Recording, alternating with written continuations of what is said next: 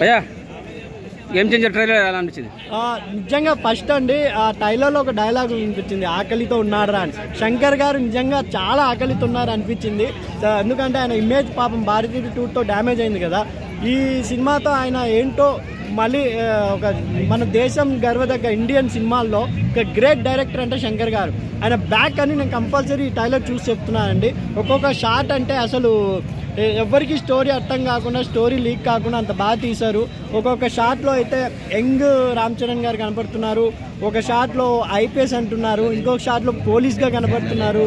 మళ్ళీ మన ఎస్జే సూర్య గారు అండ్ రామ్ చరణ్ గారు వచ్చే మధ్య విలన్ అండ్ హీరో ఆ కాంబినేషన్ కూడా అదిరిపోయింది. 3 షార్ట్స్ పెట్టారు కదా, ఏం చేస్తున్నాడు రా వాడు అంటాడు కదా మా సూర్య గారు. డైలాగ్ అదిరిపోయింది. అది కాకుండా ఇంకో డైలాగ్, నువ్వు చనిపోయినాక కూడా మంత్రి కాలేవు, నేను చనిపోయినా ఐపీఎస్ అంటాడు కదా. నిజంగా డైలాగ్ హాట్సాప్ అని తెచ్చుకోవచ్చు. అది కాకుండా ఒక అన్నం ముద్ద కోసం ఎంత పోరాడుతున్నాడు కలెక్టర్ గారు అనే డైలాగ్ కూడా చాలా, అంటే ఏదో సోషల్ మెసేజ్తో పాటు కమర్షియల్ కూడా తీస్తున్నారు శంకర్ గారు అనిపించింది. ఎందుకంటే నైనాహర్ అనే సాంగ్ కూడా దీనిలో కొంచెం చూపించడం జరిగింది ట్రైలర్లో. ఆ వైట్ గుర్రం మీద రామ్ చరణ్ గారు అద్దరు కొట్టేశారండి.